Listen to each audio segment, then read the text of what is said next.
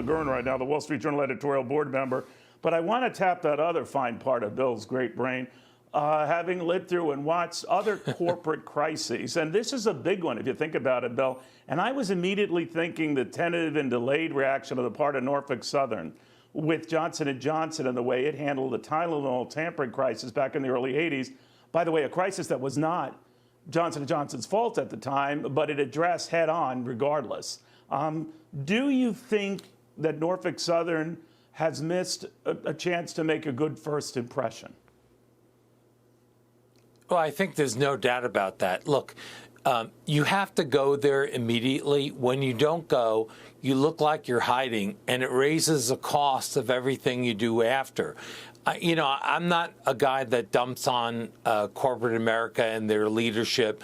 There's probably lots of blame to go around, but I think it would have been in their interest to have the CEO go within the first days and talk. Sometimes you go and all you do is stand there while people yell at you. That's part of being, right. The CEO. You're paid a lot of money. So, it's like at the shareholders meetings.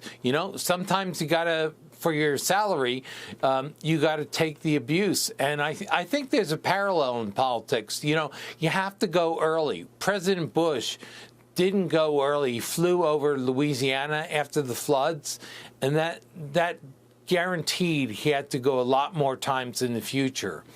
But there seems to be, I keep watching the reporting, and I hear there's no toxic chemicals in the water, the air is okay, but then I hear the people don't trust it. I see J.D. Vance poking the stream and bubbles come up, and the talk of dead fish. So there's a lot of stuff that's not easily reconciled. And I think, first of all, we have to have the facts, a place to clear the facts and know what the problem is.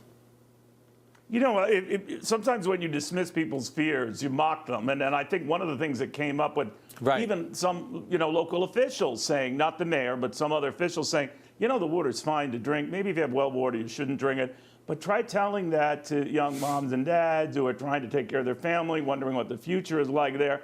But when when their fears are dismissed, I think it just heightens the angst that's there. Now, Norfolk Southern has promised to be there through the end and will do whatever it can. Obviously, the liability costs here could be considerable, but there's already efforts being made right now to increase the minimum or the maximum fine for disasters such as these. I think they're around $225,000 right now. Many want to make that at least 10 times that. I don't know where that will go, but that if you're facing a fine of that serious consequence, you'll be careful. What do you think of that? I think, how does a fine like that help the people of East Palestine? Do we think the government's going to spend money better? One of the side crises of Ohio is that the public health authorities so disgrace themselves during COVID that no one believes them now. Again, I draw a distinction. It seems to me the immediate threats of contaminated water or air aren't there from what the experts say. And the residents are worried about the long-term effects because you can't even tell them, just move. No one's going to buy their houses or something, and they shouldn't have to move. They have their lives there. So I think we're paying the price for a lot more than a train derailment. Well said, Bill. Great catching up with you, my friend. Bill McGurn of the Wall Street Journal.